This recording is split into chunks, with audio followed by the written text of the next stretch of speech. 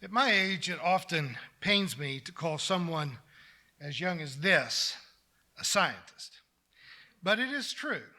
Rebecca Jones single-handedly created 2 applications in 2 languages with 4 dashboards, 6 unique maps with layers of data and functionality for 32 variables covering 500,000 lines of data.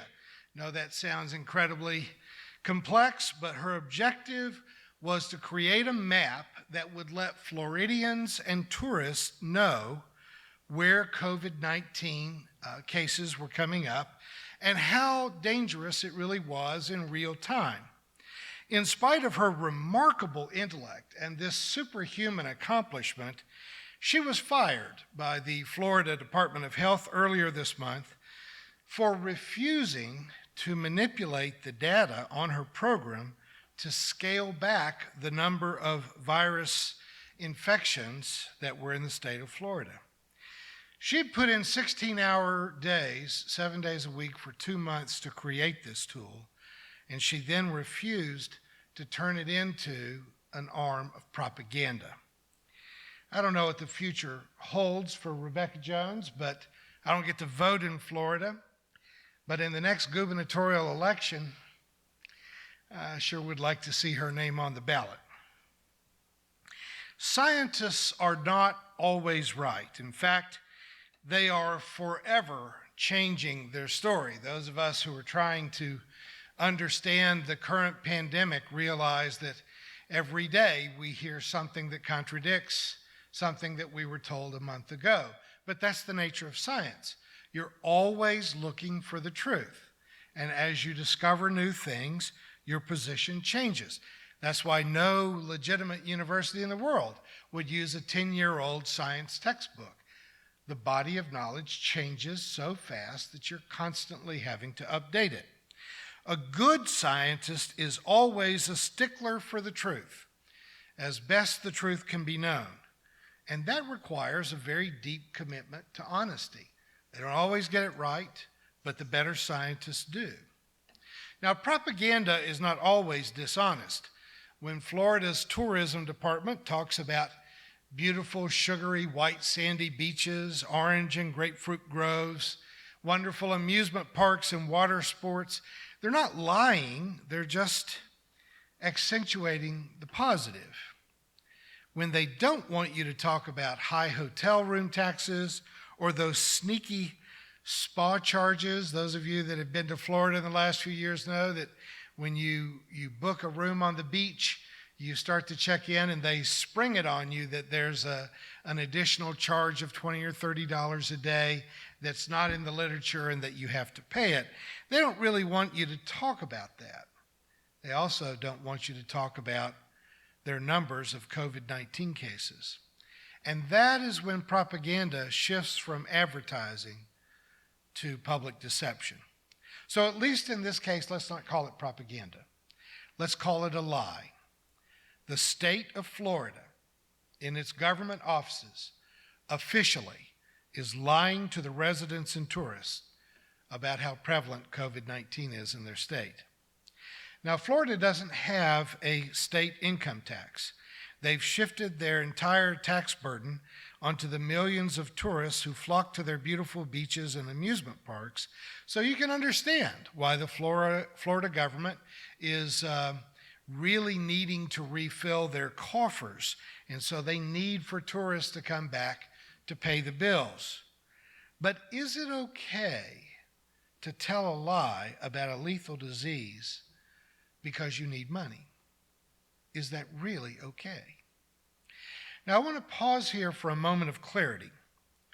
Pathological liars, people who will tell a lie even when the truth is easier. Many people have accused our current president of being a pathological liar.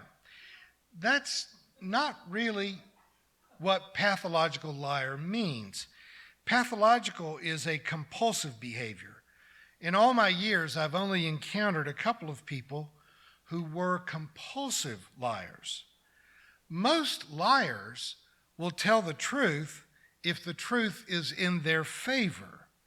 The difference between them and an honest person is an honest person will tell the truth even when the truth is to their disadvantage. Liars will lie in order to serve their own interests, their own economic interests, their financial interests, their personal or power interests. And I think a lot of journalists and TV news hosts like to use the descriptor pathological simply to mean, wow, he lies a lot, which he does, but that doesn't make it pathological. The kind of liar that I find to be rather more disturbing are those who are delusional liars.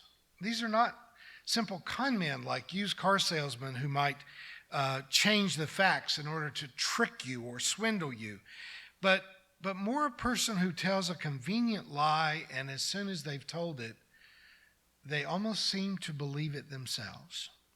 For example, when President George W. Bush wanted Americans to support an invasion of Iraq to take their weapons of mass destruction from Saddam Hussein, he actually said, free nations don't develop weapons of mass destruction. Did he realize the irony of saying that? The hypocrisy? Did he not know? Could the President of the United States not have known that America has the largest arsenal of weapons of mass destruction ever amassed in the history of the world? Did he not know, based on what 250 weapons inspectors on the ground in Iraq had told him, that Saddam didn't have any? Or did he believe that our nuclear arsenal is all good because it is good, because it's ours, therefore defensive, and that we are the good guys, and if we invade somebody, they had it coming. It was the right thing to do. Now, there are countries where our former president cannot go because if he ever landed there, he would be arrested and charged with war crimes. Crimes, you got to say, he is clearly guilty of. You wouldn't have to do a big, deep investigation. You just look at some old newsreels. He is guilty. And yet we see him in public events. Michelle Obama, easily the most popular political figure in the world today. Michelle Obama will hug him and joke and laugh with him as if even she is pretending that starting a legal war that kills hundreds of thousands of innocent people is just something you do. You know, some people like tennis, some people like golf, some presidents try to wipe out polio, others engage in mass murder. You know, you say potato, I say you're a damn war criminal. But honestly, sometimes I feel like I'm the only one that still cares. There is no hue and cry among Americans to bring the war criminals of the first decade of this century to justice. Do you see how complacent that we can become to the status quo? Whatever lies and moral outrages have taken place, we just sort of adjust ourselves to it. The media talking heads are discussing the firing of the watchdog who was investigating Pompeo, both for this arms deal with the Saudis and for using staff as personal servants to pick up his laundry and walk his dog. But I haven't heard anyone mention the fact that in the Reagan administration, the sale of arms to Iran over the objections of Congress was a matter of such concern that it sent top White House officials to prison. Came very close to ending the Reagan administration. So what is different between this arms sale and the one 40 years ago in Iran? Really? 40 years ago, I think we still took justice and democracy seriously. So that if a president did something like a third world dictator, there were consequences, and we wouldn't tolerate it. Now in America, the America of Donald Trump, we just fire the person who's investigating the crime. I feel like somehow democracy has died, and we forgot to hold a memorial service. I mean, you look at this picture, this is This is the guy that ordered Khashoggi trapped and cut into pieces with a bone saw. And the Secretary of State of the United States is smiling and shaking hands with him and selling him hundreds of millions of dollars worth of weapons. My point here is simply that we can get used to almost anything. I've told you before that my patriarchal ancestors ran a slave plantation in Kentucky, and they were very religious. They donated the land to have a Church of Christ built right on the edge of their plantation. And they did not free their slaves because of the moral hypocrisy of being ardent Christians and being slave owners. Their slaves were freed by the Civil War. I grew up 25 miles from that plantation, and it didn't dawn on me. Again, I've made this observation before. I worked on the farms around my home with the black teenagers and young people of the area, and it never even dawned on me that I never saw those kids at school. We worked together in the fields, but they were not at my school. It didn't dawn on me that schools were segregated until they started to talk about integration on the TV news. The American policy of apartheid that kept black citizens in inferior schools trapped in generational poverty never even came to my consciousness until it was pointed out to me. We were raised with the belief, white Americans were raised with the belief that this country was all about freedom, while we kept a significant portion of our society in legal and forced poverty and segregation. So if preaching has a meaningful role in the 21st century, it is an attempt to shake off that weight of the status quo, a weekly attempt at shining a light at the dark places of our awareness, the things we haven't let ourselves think about, those places where we are blinded by the sheer gravitational pull of the status quo, the willingness to accept things as they are as somehow being the way that things ought to be. Preaching is subject to the charge of being just talk. It's true enough. We do some symbolic efforts about poverty or reclamation of destroyed homes from a tornado or a hurricane, but largely churches are about talk. But when it's done correctly, it should be the talk that most people have refused to hear. Talk about things they didn't want to think about or allow themselves to otherwise be conscious of. That's what journalism used to be. But in this age of the death of newspapers, shouldn't the church try to fill the void, raising consciousness through talk? I was struck earlier this year by the HBO special on the history of Chernobyl. That horrible nuclear accident in Russia, it happened back in 1986. Most of us can remember the incidents around it. True to form for Russia, everything they said about that incident was an attempt at covering up how serious the event really was. The line from this series that stood out to me, that arrested my attention, that I took as our wisdom lesson for today is, every lie incurs a debt to the truth, and sooner or later, that debt is paid.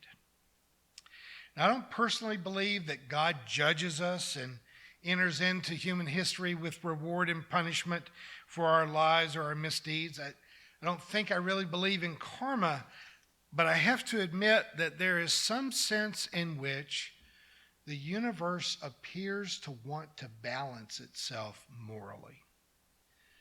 Honesty is a virtue, and obviously those of us who sincerely want to be good people value honesty. It's also true that honesty is its own reward.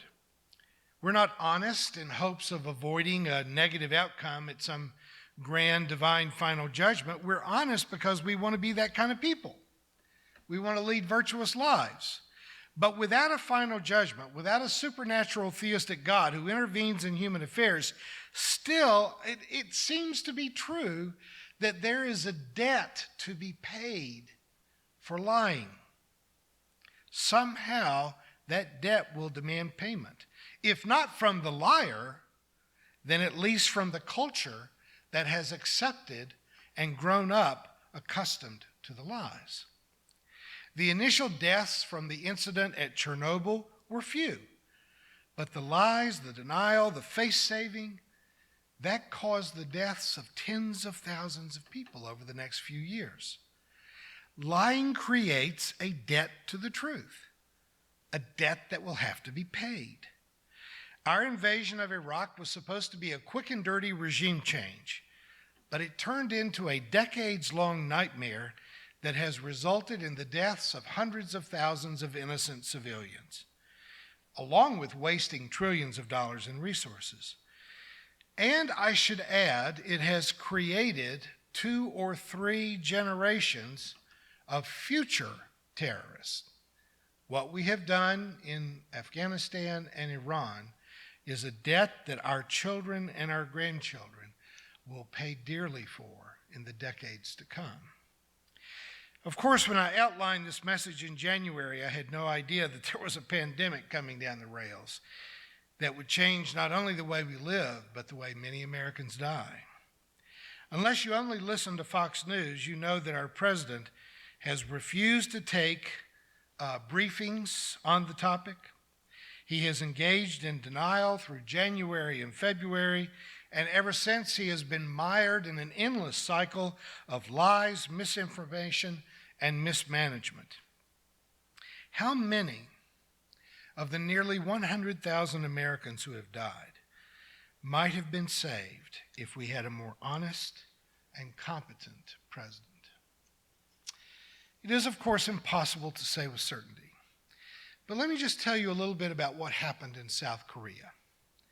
On February 16th, a 61-year-old woman with a fever attended a crowded church service in Daegu, South Korea, just outside of Seoul.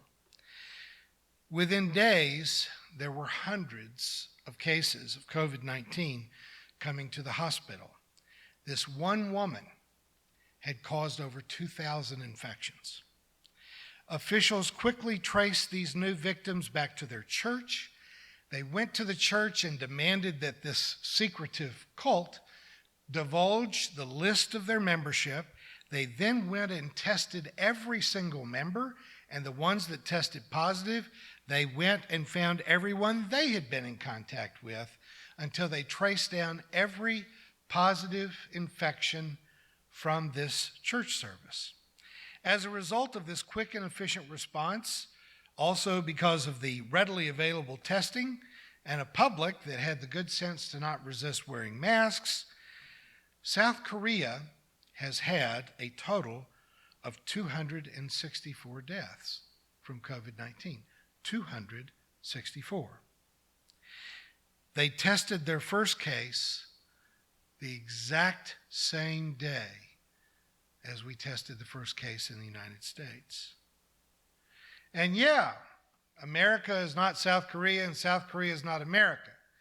In fact, South Korea has 9 times the population density of the United States. If anything, they should have had a much higher proportion of deaths than we've had here. But instead, our casualty count is between 300 and 400 times as great as that in Korea. Now, those of you that know where I am and pay attention to the news know that right here in Springfield, we had a hairstylist that went to work every day for a week while symptomatic with COVID-19. And we know that she has infected more, or at least exposed, nearly 100 people, most of whom have not been contacted. And our Greene County Health Department says that they are trying to contact them, but I know some of the people that were at that place during the week, and they have not been contacted. So that one hairstylist will probably cause hundreds of infections in our area. Now, we only get in the national news for stupid. That's the only time national news ever pays any attention to the Ozarks. But I want to add a footnote to this. Why would someone who was sick go to work every day? It's not necessarily out of malice, right? It's out of poverty. That's what poverty looks like. When you can't pay your bills, when you got to feed your kids, So I hope they never tell us who this person was, because I don't want to hate on her. I want to hate on a system that doesn't provide a universal basic income so that when you're sick, you can stay home, so that you don't have to worry about being evicted or your kids going hungry because you didn't go cut hair today. I'm going to get my hair cut on Tuesday, and the person that's going to cut my hair agreed to meet me at 6 o'clock in the morning while most of Springfield is still in bed and no one else is in the hair salon, because I'm trying to be really, really careful. But everybody doesn't have those options, right? Everybody doesn't get to do it that way. No one can conclusively say that Trump's lies are directly responsible for the nearly 100,000 deaths in America, because careless and stupid behaviors on the part of many Americans certainly contributed to the death created by Trump's lies and incompetence. But we cannot deny the fact that if we were to trace the tragic death toll in America to a single starting point, the way South Korea backtracked their infections to that single elderly lady in a church service, that in America, that backward tracing would lead us to the White House, and the blame would be laid at the feet of one orange narcissist. We might have had, compared to Korea, we might have had fewer than 1,000 deaths. As of this moment, it's over 95,000. I published an article in Springfield's News Leader in January about the debt created by lies. And at the time, I was talking about how Boeing Aerospace had lied about their 737 MAX that then had had 2 crashes, killing 346 people. And I talked about the way the Iranian government had lied about their accidental shooting down of a commercial jet that they tried to blame on the jet's manufacturer. The point, however, is the same, that our public has grown accustomed to governments, corporations, and individuals who tell lies because the truth is inconvenient. I don't think I've had to deal with a single divorce counseling case in the last 40 years in which both parties didn't try to describe the other one in the most damaging light possible. Not because it was true, but because everyone wants to be the hero of their own novel. In most cases, there's guilt on both sides, but always there's blame on both sides. The curious thing about our memory is, if you create a false memory, if you tell a fake story a few times, your memory actually changes so that you can't remember what actually happened. When you've told a lie enough times, that's all you can remember. I believe that George W. Bush is sincerely offended whenever he hears himself being called a war criminal, because I don't think he believes it's true. No one could see inside of Donald Trump's skull, and who among us would have the courage to do it if we could? But I suspect that he actually believes a lot of his own hype. Not all of it, no one could believe all of it, but I think he oftentimes believes something is true because he wants it to be true. The Trump campaign ushered in an era that many psychologists and journalists have called a post-truth world, in which now a former Playboy bunny can assert that vaccinations cause autism, and a whole tribe of soccer moms insist on not having their children vaccinated against entirely preventable diseases. And then a whole army of scientists and physicians are asked to waste their time on talk shows explaining over and over and over again that there is no connection between vaccines and autism. What happens when your kids are vaccinated? They don't get measles, mumps, and rubella. That's what happens. If I may reference last week's sermon, it's a lot to ask you all to remember 7 days, but yeah, kids who get vaccines sometimes grow up to have autism, but that is a non sequitur. It's just because something happens before something else happens does not mean that the first thing caused the second. Many children who were breastfed grew up to vote for Donald Trump. But that does not mean that breast milk causes adult stupidity. And now we have Bubba claiming that the hoped-for COVID-19 vaccine is just an excuse so that Bill Gates can implant a GPS tracking chip in you. Add that to climate change deniers and people who think that 5G cell towers cause the coronavirus, and truth starts to become a novelty item reserved for very small gatherings of educated liberals. May I now call this meeting of the Illuminati to order? In a post-truth world, it becomes all the more important for communities of faith to courageously and prophetically both proclaim what is true and to adamantly reject what is false. Folks, I'm begging you, do not acquiesce to a universe of lies. That's how we kept slavery for over a century. That's how we let child labor flourish on the East Coast for generations. We cannot accept the status quo as the way things ought to be. We cannot today accept a salary base that is so low that someone who is infected with a lethal disease will still go to a salon and cut hair all week because it's her only choice. We can't live with that. It's not too much of a stretch to say that the lies from the Trump administration about our current pandemic has cost America tens of thousands of lives. Just as the lies by Boeing Aerospace about their 737 MAX cost the world hundreds of needless deaths.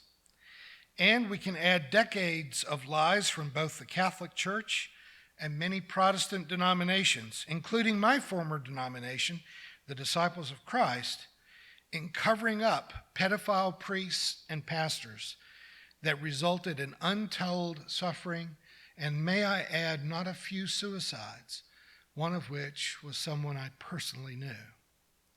And individually, when we give in to lies, malicious gossip, character assassination, there is a debt that somebody's going to have to pay. Let's not tolerate that immorality in our government, in businesses, or in religion. And folks, let's not engage in it ourselves. Let's be very careful with what we say about people so that we are not adding to the debt of the lies. If I may call upon our patron saint, Soren Kierkegaard, to land the final hammer blow today, there are two ways in which a person can be fooled. One is to believe what isn't true, and the other is to refuse to accept what is true. In an empire built on lies, may we forever be the ones who commit treason every day because we are devoted to the truth, no matter where the chips may fall. Thanks. Thank you for watching our videos. We are entirely dependent on the donations of our listeners and members.